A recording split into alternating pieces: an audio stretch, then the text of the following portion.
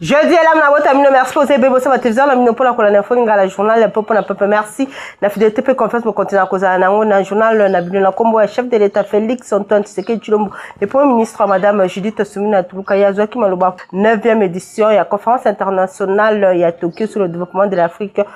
pour la compte la République démocratique du Congo. Le tika kaka solo au Italie, Premier ministre Madame Judith Suminwa Tuluka Bobakeya qui va entretien bilatéral mokola jeudi 21 août na Premier ministre ivoirien Wapepa Ibabeta qui m'a solo na cadre toujours ya marche ya 9e sommet ya conférence internationale ya Tokyo sur l'Afrique TikTok 9. Héritier Mapine une fois de plus reportage. Na marge ya 9e conférence internationale ya Tokyo pona oyo eteli développement ya Afrique TICAD 9 oyo ezali kosalema kobanda le 20 kino le 22 août 2025 na Yokohama. Premier ministre ya République démocratique du Congo Judith Suminwa abetaki masolo jeudi 21 août na homologue na ye ivoirien Robert Begré Mambé. Boy na suka masolo na bango Judith Suminwa atalisi volonté oyo ekabwani entre bamboka mibale kopesa elomoko ya sika na partenariat alobi ba échange na bango et permettre bango ko renforcer ba lien entre ba deux pays balobelaki coopération bilatérale pe ba yokanaki ko tenir na dele moko ya mokuse commission moko mixte et ko permettre bango ko avancer na ba accord ebele ezana litomba ko talisa ke Afrique ezana place moko essentiel na développement ya mokili RDC lokola pays solution a kopesa makambo ebele na ba question environnementale pe transition énergétique lokola pe Côte d'Ivoire na domaine agricole bambo kami balé bazana ba potentiel ebele pour ko contribuer na développement ya planète nangambo na ye ministre ivoirien Robert Begré Mambé a talisi ke dimension ya bolingo pe ya ba stratégie ya relation entre Kinshasa na Abidjan alobi bazana biloko ebele ya kokabola RDC azali pays moko ya makasi na Afrique ba configuration environnementale géologique économique et ko permettre bango ko explorer ensemble ba perspective ya développement na esprit moko ya échange pe ya fraternité mise en place ya commission mixte oyo entre Côte d'Ivoire na RDC et kozala atout majeur pour na ba relation a rappeler que kimia etikali condition moko ya malonga pe développement soki kimia ezalité et kosalema te ba souhaiter ba pays nyonso africain particulièrement RDC azana stabilité beaucoup tani oyo ezana cadre ba ambition ya TICAD oyo ezali ko viser ko renforcer coopération entre Afrique na Japon pe lisusu ko kembisa partenariat entre ba pays africains locaux la Kinshasa pe Abidjan objectif ezali moko clair ko tia moko a commun ba tout nyonso mingi penza ba secteur stratégique environnemental pe énergie agriculture pe ko tonga développement moko durable mutuellement bénéfique. Kaka na cadre ya masolo o eza kosala makuna mba ke Premier ministre madame Judith Suminwa Tuluka ye asolo ki susu mokolo ya jeudi 21 août na administratif adjointe ya PNUD de directrice ya bureau régional pour l'Afrique ensemble balobelaki masolo o etali ba relation bilatérale reportage. C'était une visite de courtoisie avec madame la première ministre juste pour échanger sur nos activités à la DRC. On a échangé effectivement sur notre projet avec le gouvernement, le PDR, et puis on a remercié le gouvernement pour ce partenariat. Et en plus, on a échangé sur les résultats qu'on a pu réaliser ensemble. On aurait voulu que ça soit rapide, mais de toute façon, on se met d'accord que on va aller de l'avant. Na masolo etali Icoville ya Kinshasa baba ke secrétaire exécutif provincial ya Icoville ya Kinshasa Brage Ngali Obama ye aza kokoba na ko implanter icône na ville ya Kinshasa surtout na système na ye mardi malongi héritier mapinde mi Fabrice Lundombi. Membre ya Union Congolaise ville ya Kinshasa mingi penza base ya secrétaire exécutif provincial ya ville ya Kinshasa Brege Ngali Obama oyo bazwami mingi na commune ya Lemba bayaki lisusu weekend eleki bazwaki résidence na Edaso pona kosepela na ndenge chef de l'État Félix Antoine Tshisekedi Tshilombo a renouvelé confiance et pa ya vice-premier ministre et ministre de l'économie nationale professeur Dr Daniel Mukoko Samba oyo azali président to autorité morale national ya parti na bango Union Congolaise iko loyimbo na monoko mabina batalisaki vraiment esengo na bango pambate balobi mosala oyo professeur Dr Daniel Mukoko Samba azali kosala na gouvernement azali ko stabiliser de plus en plus économie ya mboka na biso ezali eloko moko bakoki kotika yango bongo te na tina wana bayaki lisusu kotalisa esengo na bango ndenge kaka bino moko bozali komona bilili topesi matondo mingi pa ya mokonza mboka oyo a renouvelé lisusu confiance na ye et pas à notre autorité morale le professeur Dr Daniel Mukoko. Topesi lisusu félicitations et pas à notre autorité morale le professeur Dr Daniel Mukoko Samba. Notre autorité morale a zolité pour biloko akoye sala nini ekita a stabiliser dollar biso tomoni mboka za na guerre mais banda gouvernement na bango ekotaki dollar etikali komata bazo bunda lisusu po dollar esala nini ekita Bosimba pe boyi baketo monaki présence remarquée ya Mbuta Alphonse oyo azali directeur ya cabinet na secrétariat permanent yepe azwaki maloba pona kote ya bana ya Union Congolaise alobi moko na moko esengeli asomba carte moko na moko esengeli ala kisa vraiment ke azali mwana ya Union Congolaise bisika nyonso esengeli carte na ye ezala opération somba carte ezali eloko moko ya motuya pona bana nyonso ya Union Congolaise tochaki opération somba pe la kisa carte na yo Bosimba pe boye bakemilulu oyo ezalaki vraiment riche en couleur bazwaki pe domoko ya kafu ya bafle moko ya munene pe ba écharpe elongo na biloko ya ndenge na ndenge ezali don ya conseiller tite apesi pona ba membre nyonso ya iko ya ville ya Kinshasa basalaka ba réunion na ndenge ya malamu pe visibilité ya parti ezalaka na ndenge moko ya kosakana te ni don ya baflo mutasali biso yango ezali conseiller Tite azali na cabinet ya vice premier ministre ya économie alobi tozo salaka ba réunion lokwa bato bazo zale belé apesi biso bafle oyo po bafle oyo soki tozo lobata mutaza kuna ayoka tokosenge pa yi nzamba sala nini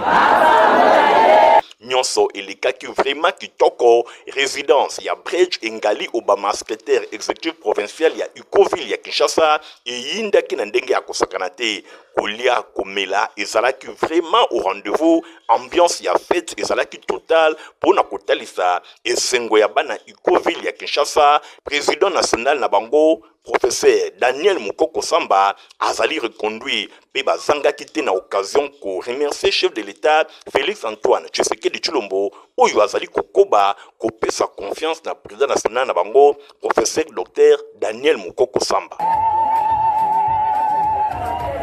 Task Force FRDC ya commune ya Kisenso bati maboko na ba criminel moko basangana na ba policier. Reportage héritier Mapine Mpe Grâce Poba.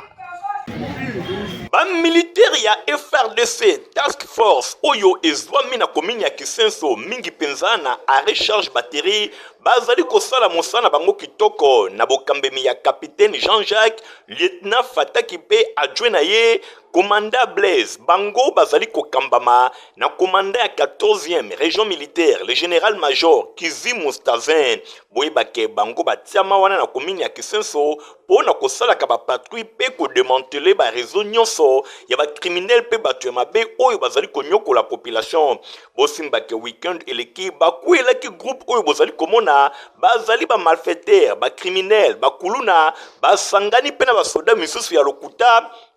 pona konyokola population bazali kosala ba patrouille ya lokuta koluka koyiba ko violer pe ko bebisa biloko ya bato boyeba elema ya FRDC Task Force ya commune ya Kisenso batie bango maboko ba memi bango population atondisa mine sengo komona ke ba miyibi ba criminel ba kuluna oyo bazali konyokola bango Task Force ya commune ya Kisenso ba maîtriser bango affaire ko akena prison ayako bimise mais les gens qui makamona musala kana ye chef de mkonza mboka je le meji soki kuna kende kokufa kende kuna kende libela nalebi bango aza kosusa mpona mingi soki azongi awa biso tokoyeba azongi mpona nini bakotelaki nga basengeli nga telefone na mbongo ale basu bayaki bakoteli ngai ta babuki na porte yana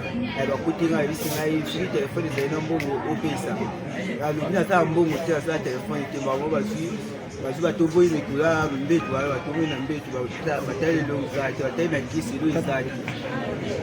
Population ya Kisenso asepeli pamba te patrouille oyo esalemaki tina commune ya Mongafula mingi penza na quartier Tchad epai wapi balandaki bato oyo bazali kokotela bato na bandaku kasi bazali komibenga basoda mpona kosala patrouille ya lokuta esengo makasi ndenge commandant ya 14e région militaire général major Kizimu azali kopesa mitindo epai ya capitaine Jean-Jacques lieutenant Fataki pe commandant Blaise bayeba na komaîtriser bato oya mabe po batika konyokola population. Task force ya commune ya Kisenso boko baseboye pona ko maîtriser bato ya mabe.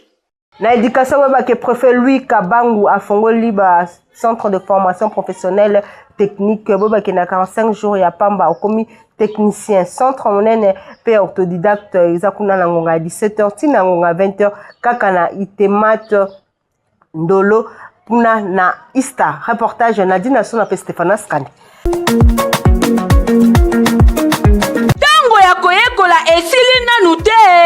yoka sango oyo na memeli bino bato nyonso oyo botanga déjà 6e de humanité kasi nanu bozwa diplôme d'état te itemat ndolo na Ista batie na disposition na bino centre de formation ya ba autodidacte na domaine technique esengeli boyebake adresse ezakaka moko pona kobima ingénieur ya solo itemat Ista bazali na ba formateur très qualifié na domaine technique nyonso lokola aviation civile, mécanique générale, électricité générale, électronique industrielle, radiotransmission et commutation, option ya construction P ezali na pointe. Pour na ba résultat ya ba examen d'état 2024-2025 préfet Kabangu aloba kito yebisa bino ke itemat ndolo Ista basalaki 100% awa kutu ba pesa bango kombo e ratakate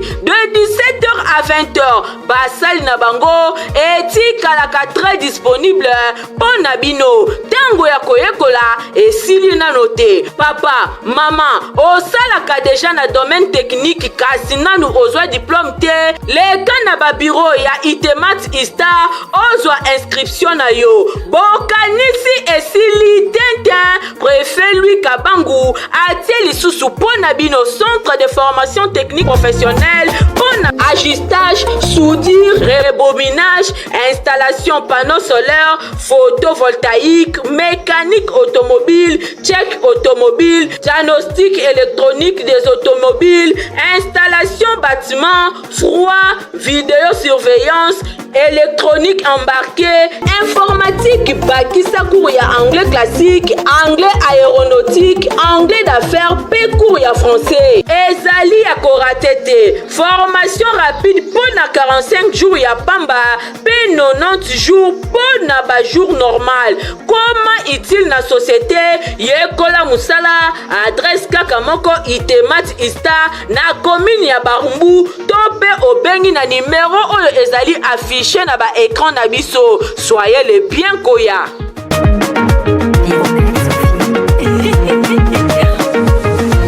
Na complexe scolaire maman pemba 1 P2 ba inscription za kokoba c'est kokoba reportage.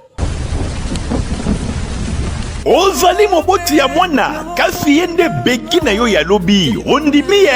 kitoko po ezala boye yoka bien po na éducation ya kitoko pe ya qualité koluka mosika te ezali kaka pene na yo. Fondation Nerombungu yango nde ezali ko répondre na souci ya ba parents ndeko po na année scolaire 2025-2026 oyo ezali ko fongola ba porte na mois de septembre. Yoka po na complexe scolaire Mama Pemba école ya Fondation Nerombungu ekomi mibale ya liboso ezwami na avenue Bantandu numéro 44 quartier Bikanga na commune ya Kisenso. Ya mibale yoka ya sika eye nyonso kaka pona bana batanga kitoko yoka bien yango pe ezali kofongola ba porte na yango déjà na rentrée scolaire ya mois de septembre. Yango ezwami wapi avenue Mwanga numéro 11 na quartier de la paix toujours na commune ya Kisenso frontière ya commune na Matete. Pona inscription ya année scolaire 2025-2026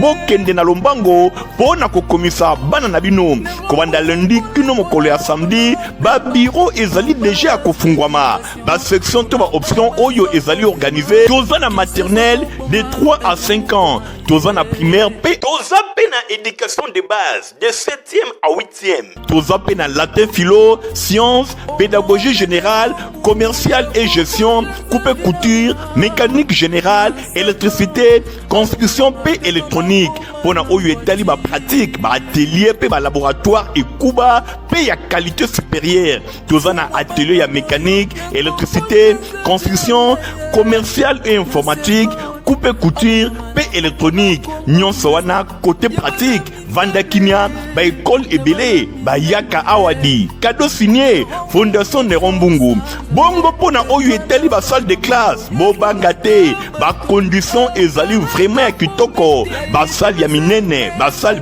bien aérée ba condition hygiénique et kuba ba banc kitoko pe ba enseignant vraiment ya qualité ba lauréat ba bimaka awa complexe scolaire Mama Pemba ya fondation Nerombungu poto na RDC poto na Kinshasa pe poto na commune ya Kisenso esika enseignement ya qualité ezali kopesama ezalaka mosika te bana kin pe ya RDC cadeau kitoko yango yo pona bana na bino. Merci honorable Nerombungu mwabanga moyo pona cadeau kitoko opesi na bilenge oyo ezali vraiment bato ya ITB kokolo bosambarke ebele polobi ba notable ya RDC bakobima awa ya boye omona wapi tomona te kaka na banga moyo epai ya fondation Nerombungu epai wapi elengi eye pona bana batanga kitoko pe enseignement ya qualité ko banga monene ya babatima te ko banga kitoko na yango te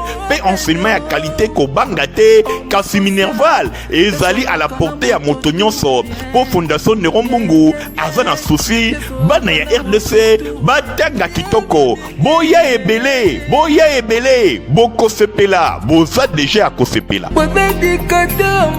kaka na couloir ya région ke collège prof Auka yango pe efungoli ba porte po na bato naso za posa ko komisa bana na bango bazala station na Bumbu pe na Makala mosungi ya baparent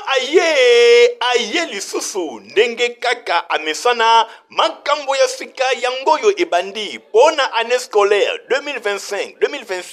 pona collège prof Auka elongona yemoko le promoteur John Auka Moma le grand baoba oyo alingaka bana bino batanga kitoko aye lisusu na ba surprise ebele j'ai bien dit ba surprise ebele bosimba na cycle maternel de 3 à 5 ans aye na makambo ebele kasi misolo eza na yango muke toza pe na primaire na collège prof Auka kobanda na première année tu na 6e année à part wana tozali pe na éducation de base de 7e à 8e yaboye etikala kozala te kaka na collège prof Auka ba parents bayoki balobi collège prof Auka nde mosungi na bango na collège prof Auka enseignement eza vraiment ya qualité malgré Minerval eza nango ya muke prix ya nyampoule pe ya gratana kasi enseignement ekuba papa mama yoka kitoko kobanga kitoko ya babatima oyo ekuba te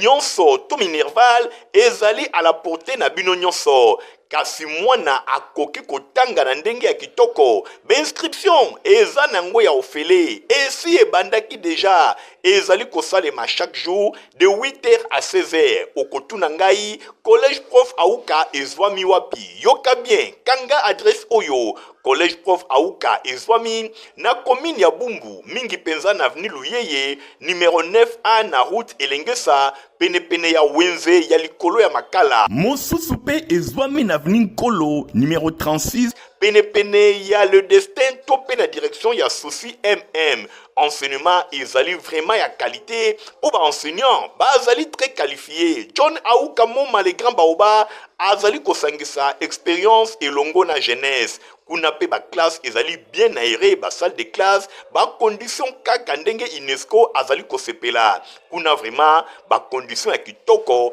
kasi Minerval ya muke ndenge moko promoteur John Aouka Moma le grand baoba alobi. Sengi kaka na maboti bo il y en a 40 000 pour la primaire, 45 000 pour la maternelle, et 48 000 pour la 7e et la 8e. Wana ezali ba compte oyo tolingi kozanango posa na bandeli année scolaire qui les 37 ans peuvent être biso to faire fonctionner l'école. Bosimba pe boyeba ke wana ezali a compte kasi ba monta misusu etikali ba parents bo bangate e kozala discuter na mois d'octobre mingi penza na début na yango entre comité de gestion ya collège prof Aouka et longo na ba parents e kozala na yango eloko moke kaka ndenge amesana. Na collège prof Aouka ba élève basala ka ba visite guidée bisika ebele po na kofongola ba mémoire na bango. Papa, mama, na misolo muke mwana atangi kitoko pe asilisi na mystique ya fourmi po azala utile na société. Bo simba ke ba notable ya lobby ya RDC bakobima awa, ba lauréat babimaka awa. Collège prof Aouka yende mosungi ya bana. Collège prof Aouka yende champion. Poto malonga pour la balle la ministre Protiva pepe mukolo koko mena yango pisa ka santé pe énergie. Protiva encore et toujours. Oyo mama bituna tuna aye bakate tirero apesa mwana ye bire. Ebe na santé kitoko boye. Ole sakaye nini? Aliaka Protiva. Soka ba mama nyonso batimbe ya Protiva poto kitoko pona ba bébé pro. Mama soma ye. Mwana na ngai depuis abanda kolia. Akoli boye. Aliaka kaka Protiva. Protiva. Protéine, vitamine, énergie. Azama yele na classe abela kabela kate alimbaka te. Ba maman, félicitations na bokoneri bana. Protiva, facile à digérer et nourrissant. Ezana, protéines, vitamines et énergie. Hey, bébé na yo kitoko ninyo esakaye. Ba ba ingakango, santé kitoko nzoto makasi. Matemi disa, mama de samana. Sukana mbimbi, oye sukana mbimbi. Wakusa. Protiva, pro bébé pro. Produit par Chris SARL. Place na météo pour le rep sabino que ndenge provision climatique kozala na mois ya septembre pe octobre ndenge metesat et proposer bino. Mbote na bino nyonso pe boye ibulamu na prévision climatique saisonnière pour na mois ya septembre pe octobre 2025. Évolution ya climat na période oyo etalisike ba précipitation excédentaire, c'est-à-dire ba mvula ya makasi ezali annoncé na partie nord-est ya République démocratique du Congo. Mingi penza na bamboka lokola Wacha, Bunia, Butembo, Kisangani, Buta, pe ville ya Goma. Natina wana na majeure partie ya République démocratique du Congo, bamvula ekozala pene ya normal. C'est-à-dire na partie sud de la République démocratique du Congo, bamvula ekozala vraiment faible na niveau ya ville ya Kolwezi, Likasi, pe Lubudi. Pour na mois ya septembre pe octobre 2025, soki bolingi ba détail mosusu esengeli koleka na Metersat. Merci na bino nyonso.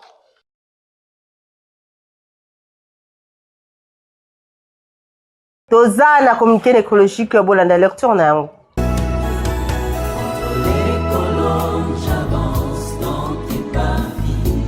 Famille Panu bazana mawa ya kuebisa na baninga bandeko pe baeba na bango nyonso liwa ya ndeko pe papa na bango Panu Ndozwa Jean oyo azalaki responsable ya Hôtel Pandomai. Programme ya matanga ezali boyi mokolo ya jeudi 21 août 2025 veillée mortuaire ekosalema na Hôtel Pandomai oyo ezwami na quartier Lokelede na commune ya Matete.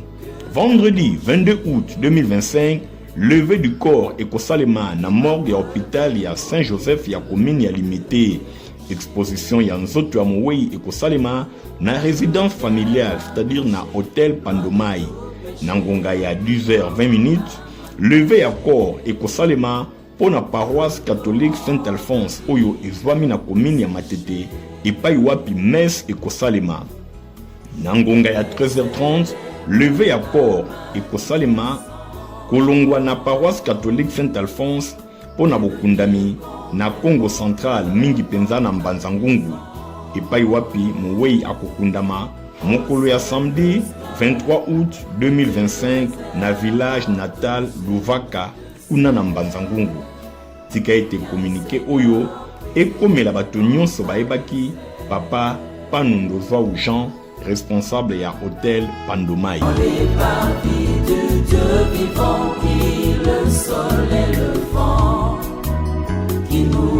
Vous avez kebele pona kola na info lingala journal peu pona peu ceux qui se payent non ça merci na Fabrice Lundombi azaki na sima caméra pe na montage concours rédactionnel ya grâce pour Baluzolo héritier mon pinier mais à superviseur journal on a la bien de rendez-vous Mikolo, au revoir.